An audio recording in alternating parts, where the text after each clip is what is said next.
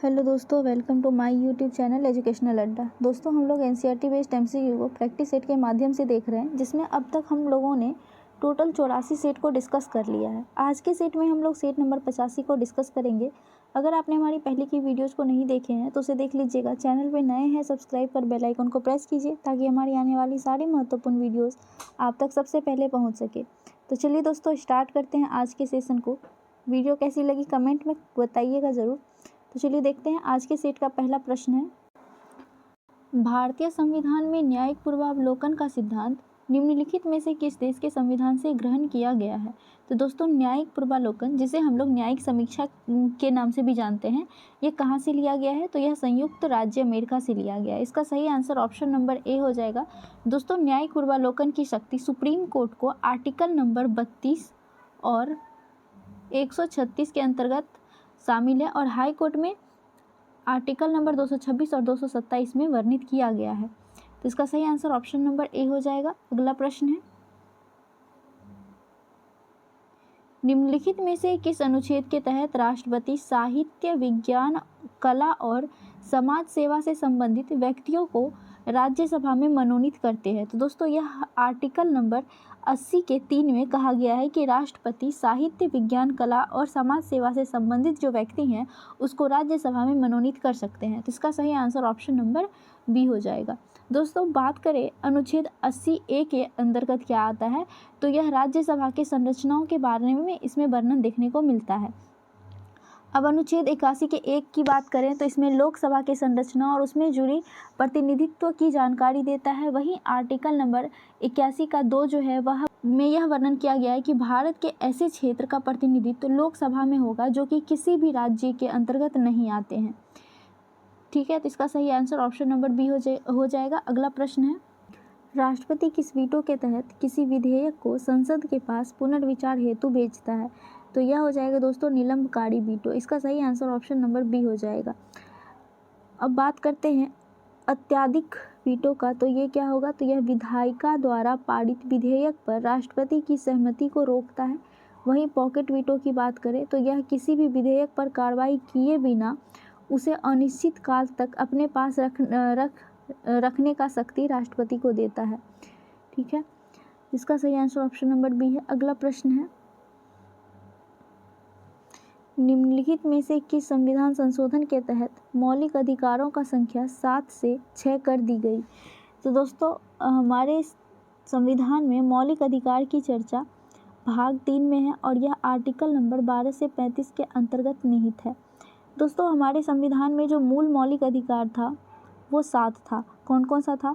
तो समानता का अधिकार, स्वतंत्रता का अधिकार, शोषण के विरुद्ध अधिकार, धार्मिक स्वतंत्रता का अधिकार, सांस्कृतिक और शैक्षणिक अधिकार, उसके बाद संवैधानिक उपचारों का अधिकार और 7वें नंबर पर आता था संपत्ति का अधिकार, जिसे 44वें संविधान संशोधन 1978 के तहत इसे मौलिक अधिकार से हटाकर कानूनी अधिकार के अंतर्गत रख दिया गया है, जो कि आर्टिकल नंबर 300 के ए के अंतर्गत निहित है। ठीक है, तो इसका सही आंसर हो जाएगा ऑप्शन नंबर डी, 44वें संविधान संशोधन के द्वारा। अगला प्रश्न है,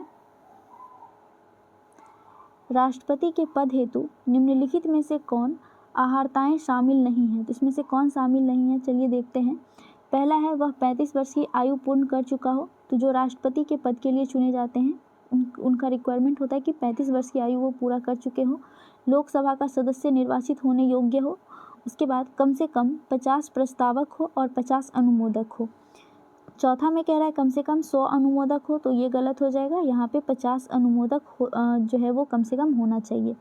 तो इसमें कौन सा शामिल नहीं है यही पूछ रहा था, तो इसका सही आंसर ऑप्शन नंबर डी हो जाएगा, कम से कम 100 अनुमोदक वाला। अगला प्रश्न है, निम्नलिखित में से किस प्रधानमंत्री के नेतृत्व में पहली बार लोकपाल विधेयक संसद में लाया गया था? तो दोस्तों, पहली बार कौन सी प्रधानमंत्री थी जिसके समय में लोकपाल विधेयक आया था?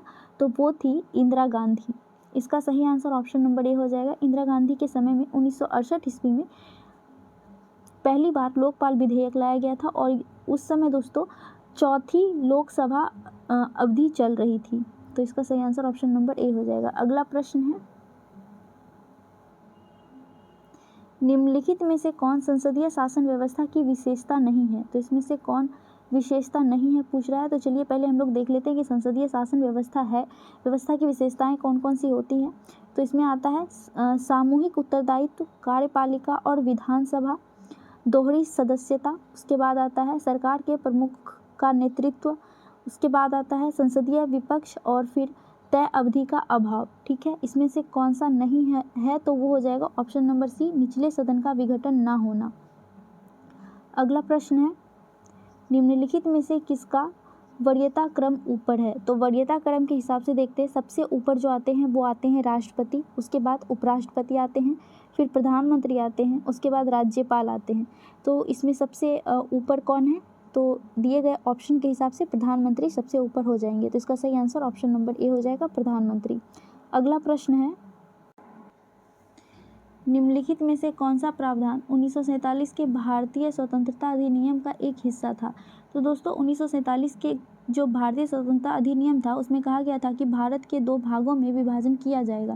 तो इसका सही आंसर ऑप्शन नंबर ए हो जाएगा, भारत को 2 भागों में विभाजित किया जाएगा और 2 राष्ट्र कौन बने, तो पाकिस्तान और भारत। तो इसका सही आंसर ऑप्शन नंबर ए है। अगला प्रश्न है, मानव विकास सूचकांक की गणना किस आधार पर की जाती है। तो दोस्तों मानव विकास सूचकांक की गणना जन्म के समय, जीवन प्रत्याशा, साक्षरता दर, प्रति व्यक्ति आय, इन तीनों के आधार पर किया जाता है। तो इसका सही आंसर ऑप्शन नंबर डी हो जाएगा, 1, 2 और 3। दोस्तों मानव विकास सूचकांक के जारीकर्ता कौन है, तो इसके जारीकर्ता है UNDP। दोस्तों यह एक सांख्यिकी उपकरण है जिसका इस्तेमाल देशों के सामाजिक और आर्थिक विकास के स्तर को मापने के लिए किया जाता है। ठीक है, इसका सही आंसर ऑप्शन नंबर डी हो गया। अगला प्रश्न है, बोत्सवाना की राजधानी कहाँ है। तो दोस्तों बोत्सवाना की राजधानी गैबोरोन है। इसका सही आंसर ऑप्शन नंबर बी हो जाएगा, गैबोरोन। अगला प्रश्न है, निम्न में कौन भू आवेष्टित देश नहीं है। इसमें से कौन ऐसा देश है जो भू आवेष्टित यानी लैंडलॉक कंट्री नहीं है, तो वो हो जाएगा नामीबिया। दोस्तों नामीबिया अफ्रीका के दक्षिणी पश्चिमी तट पर स्थित है। तो इसका सही आंसर ऑप्शन नंबर डी हो जाएगा। अगला प्रश्न है, निम्न प्रमुख द्वीपों को उसके क्षेत्रफल के आधार पर घटते क्रम में दिया गया है। निम्न में से कौन सा क्रम सही है, यानी कि सबसे ज़्यादा कौन है, उससे कम और उससे कम करके कौन कौन सा द्वीप है वो पूछ रहा है। तो सबसे बड़ा द्वीप जो है इस दिए हुए ऑप्शन के हिसाब से तो न्यू गिनी है, उसके बाद बोर्नियो है, फिर मेडागास्कर और फिर सुमात्रा है। तो इसका सही आंसर ऑप्शन नंबर बी हो जाएगा। अगला प्रश्न है, सेवराई की पहाड़ी भारत के किस राज्य में स्थित है। तो दोस्तों सेवराई की पहाड़ी यह पूर्वी घाट का हिस्सा है और यह तमिलनाडु के सेलम नगर के समीप स्थित है। इसका सही आंसर ऑप्शन नंबर बी हो जाएगा, तमिलनाडु। दोस्तों इसकी ऊंचाई की बात करें तो इसकी ऊंचाई है 1620 मीटर। अगला प्रश्न है, पालघाट दर्रा किन 2 राज्यों के बीच स्थित है। तो दोस्तों पालघाट दर्रा जो है यह केरल के पलक्कड़ और तमिलनाडु के कोयम्बटूर जिले के बीच स्थित है। तो इसका सही आंसर ऑप्शन नंबर सी हो जाएगा। अगला प्रश्न है, बिहार के निम्न जिलों में से कौन सा जिला किसी अंतर्राष्ट्रीय सीमा से संबंधित नहीं है। तो इसमें से हो जाएगा दोस्तों पूर्णिया किसी अंतर्राष्ट्रीय सीमा के साथ अपना सीमा नहीं बनाता है, जबकि सीतामढ़ी, अररिया और मधुबनी यह नेपाल के साथ अपना सीमा साझा करता है, जबकि पूर्णिया जो है दोस्तों यह पश्चिम बंगाल के साथ अपना सीमा साझा करता है। तो इस प्रकार से यह किसी भी अंतर्राष्ट्रीय सीमा के साथ अपना संबंध नहीं बनाता। तो इसका सही आंसर ऑप्शन नंबर ए हो जाएगा, पूर्णिया। अगला प्रश्न है, चाय की खेती हेतु निम्न में से कौन सी मिट्टी सर्वाधिक उपयुक्त होती है। तो दोस्तों चाय की खेती के लिए सबसे अच्छी मिट्टी लेटेराइट मिट्टी को माना जाता है। दोस्तों लेटेराइट मिट्टी गर्म और आर्द्र उष्ण कटिबंधीय क्षेत्र में पाई जाती है। इसमें ह्यूमस की मात्रा बहुत ही अत्यधिक होती है। तो इसका सही आंसर ऑप्शन नंबर बी हो जाएगा, लेटेराइट मिट्टी। अगला प्रश्न है, अनुपम झील बिहार के किस जिले में स्थित है। दोस्तों अनुपम झील बिहार के कैमूर जिले में स्थित है। यह कैमूर वन्य जीव अभ्यारण्य के अंतर्गत आता है। दोस्तों कैमूर वन्य जीव अभ्यारण्य जो है वह बिहार का सबसे बड़ा वन्य जीव अभ्यारण्य है। इसका सही आंसर ऑप्शन नंबर बी हो जाएगा। अब बात करें कैमूर वन्य जीव अभ्यारण्य कितने क्षेत्रफल में फैला हुआ है, तो यह लगभग 1342 वर्ग किलोमीटर के क्षेत्रफल में फैला हुआ है। अगला प्रश्न है, हुंड्रू जलप्रपात किस राज्य में स्थित है। तो दोस्तों हुंड्रू जलप्रपात जो है यह झारखंड में स्थित है और यह स्वर्ण रेखा नदी के ऊपर स्थित है। तो इसका सही आंसर ऑप्शन नंबर सी हो जाएगा, झारखंड। अगला प्रश्न है, अमेरिकी वैज्ञानिक एडविन हबल का नाम निम्नलिखित में से किस सिद्धांत से जुड़ा हुआ है? तो दोस्तों एडविन हबल का नाम बिग बैंग थ्योरी से जुड़ा हुआ है, बिग बैंग थ्योरी से। इसका सही आंसर ऑप्शन नंबर बी हो जाएगा। बिग बैंग थ्योरी के हिसाब से दोस्तों ब्रह्मांड जो है वह 13.8 वर्ष पूर्व एक सिमटा हुआ क्षेत्र था, जो कि बाद में इसमें विस्फोट हुआ, जिससे सिमटा हुआ कण फैलने लगा और जिसके बाद ब्रह्मांड का निर्माण हुआ। माना जाता है कि ब्रह्मांड अभी भी विस्तृत हो रहा है। तो इसका सही आंसर ऑप्शन नंबर बी हो जाएगा, बिग बैंग सिद्धांत। अगला प्रश्न है, निम्नलिखित में से सुमेलित युग्म की पहचान कीजिए। एक तरफ वेद दिया हुआ है, दूसरी तरफ यज्ञकर्ता दिया हुआ है। तो चलिए हम लोग देखते हैं। पहला है ऋग्वेद। ऋग्वेद के जो यज्ञकर्ता हैं वो होत्री कहलाते हैं, न कि उद्गाता। तो ये तो गलत हो गया। क्या कहलाते हैं? तो होत्री कहलाते हैं। उसके बाद है यजुर्वेद। यजुर्वेद के यज्ञकर्ता अधर्यु कहलाते हैं। सामवेद के यज्ञकर्ता यह उद्दात्री या फिर पंचवीस कहलाते हैं, ना कि अधर्यु।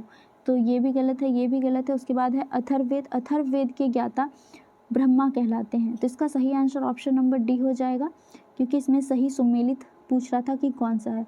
तो option number D Atharvaveda Brahma से संबंधित है। अगला प्रश्न है, बिहार में हुए व्यक्तिगत सत्याग्रह के पहले सत्याग्रही कौन थे? दोस्तों व्यक्तिगत सत्याग्रही की शुरुआत महात्मा गांधी ने की, लेकिन प्रथम सत्याग्रही कौन थे? तो प्रथम सत्याग्रही विनोबा भावे थे। ये शुरुआत हुई कब थी? तो यह अक्टूबर 1940 ईस्वी में इसकी शुरुआत की गई थी।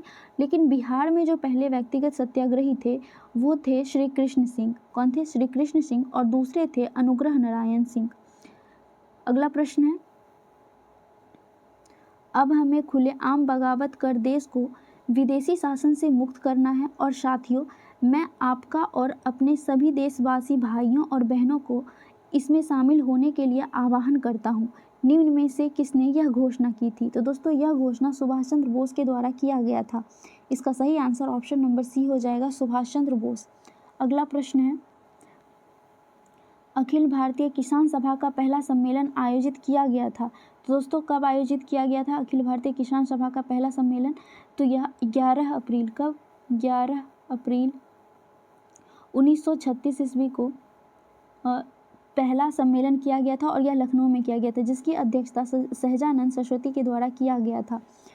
अगला प्रश्न, मौर्य प्रशासन में राजस्व संग्रह करने वाला कहलाते थे। तो दोस्तों मौर्य प्रशासन में राजस्व संग्रह करने वाले समाहर्ता कहलाते थे। तो इसका सही आंसर ऑप्शन नंबर ए हो जाएगा, समाहर्ता। अगला प्रश्न है,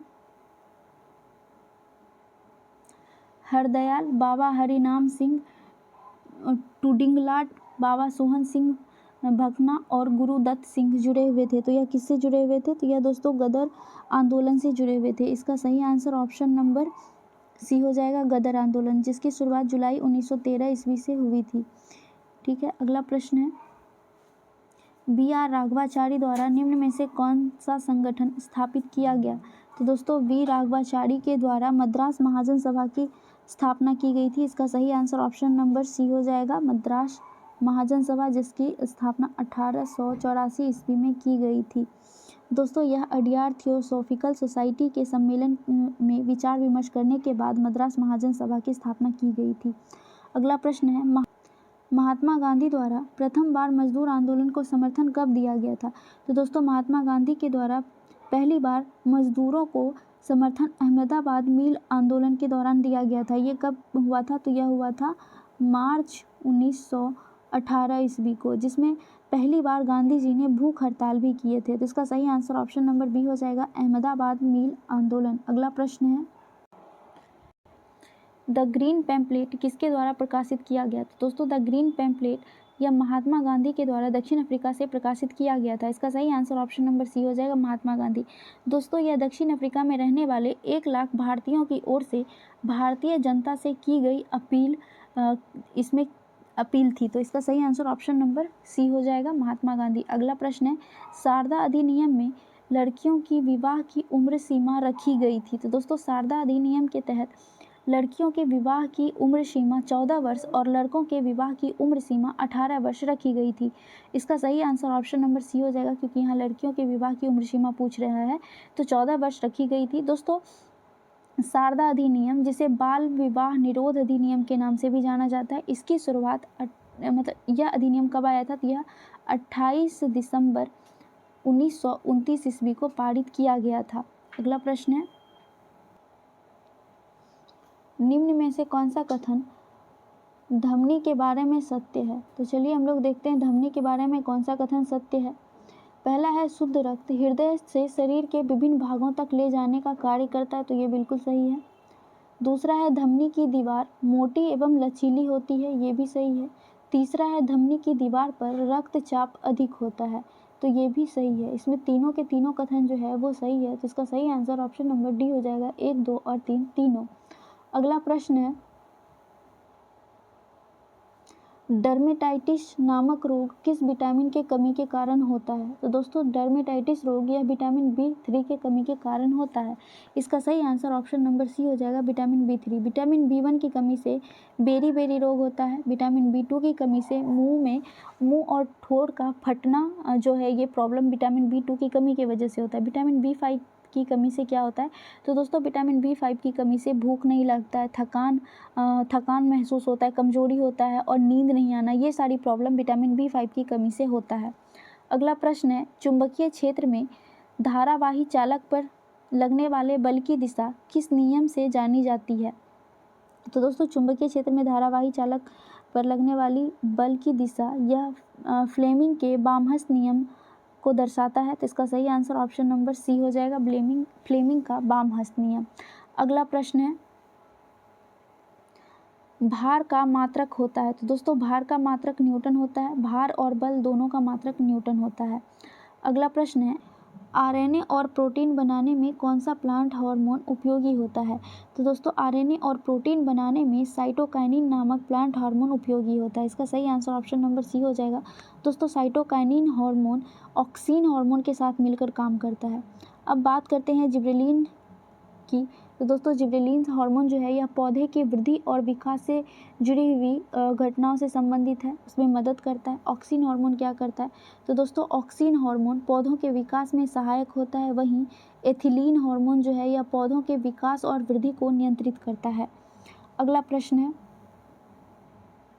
निम्नलिखित में से किसमें त्रिविमीय क्रिस्टल प्रणाली नहीं पाया जाता है? तो दोस्तों त्रिविमीय क्रिस्टल प्रणाली ग्रेफाइट में नहीं पाया जाता है, बाकी तांबा, चांदी और सोना तीनों में पाया जाता है। इसका सही आंसर ऑप्शन नंबर डी हो जाएगा। अगला प्रश्न है, रेडियो सक्रिय तत्व बीटा किरणों का उत्सर्जन करता है? तो दोस्तों रेडियो सक्रिय तत्व बीटा किरणों का उत्सर्जन नाभिक से करता है। दोस्तों नाभिक से ना सिर्फ बीटा किरण, इसके अलावा अल्फा और गामा किरण का भी उत्सर्जन होता है। अल्फा, बीटा, उसके बाद गामा किरण का उत्सर्जन नाभिक करता है, तो इसका सही आंसर ऑप्शन नंबर बी हो जाएगा। अगला प्रश्न है, आवर्त सारणी में बाएं से दाएं जाने पर धात्विक गुण पर क्या प्रभाव पड़ता है? तो दोस्तों जब हम आवर्त सारणी में बाएं से दाएं की तरफ जाते हैं तो धात्विक गुण यह घटता है। इसका सही आंसर ऑप्शन नंबर ए हो जाएगा। अगला प्रश्न है, वैद्युत संयोजक बंधन बनता है? तो दोस्तों वैद्युत संयोजक बंधन यह विपरीत आवेशित आयनों के बीच स्थिर वैद्युतिक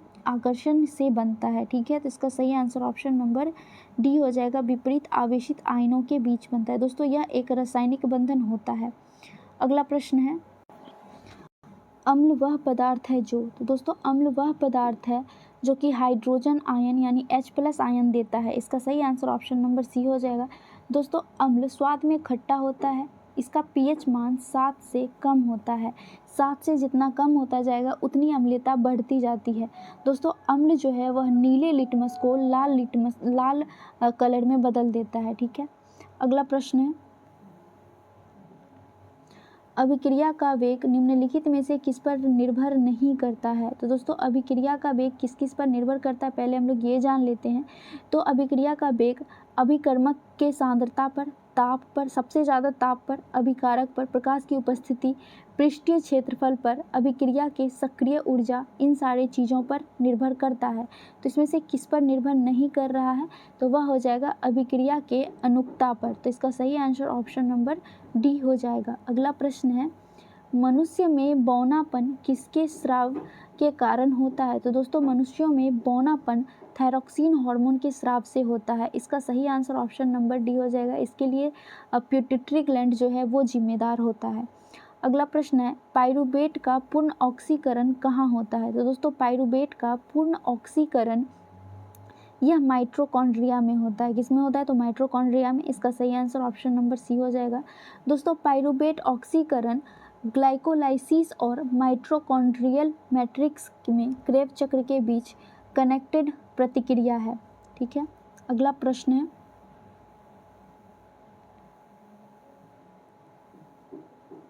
वैसे अंग जो उद्भव के दृष्टिकोण से एक दूसरे से भिन्न होते हैं परंतु वे एक ही प्रकार के कार्य करते हैं, क्या कहलाते हैं? यानी ये कह रहा है कि ऐसा अंग कौन सा है जो कार्य तो समान करता है लेकिन उसकी उत्पत्ति और संरचना भिन्न होती है। तो ऐसे अंग को असमजात अंग कहते हैं। इसका सही आंसर ऑप्शन नंबर बी हो जाएगा, असमजात अंग। अब बात करते हैं समजात अंग की। तो दोस्तों समजात अंग में क्या होता है? तो उसकी संरचनाएं एक जैसी होती हैं लेकिन कार्य जो है वो अलग अलग होता है।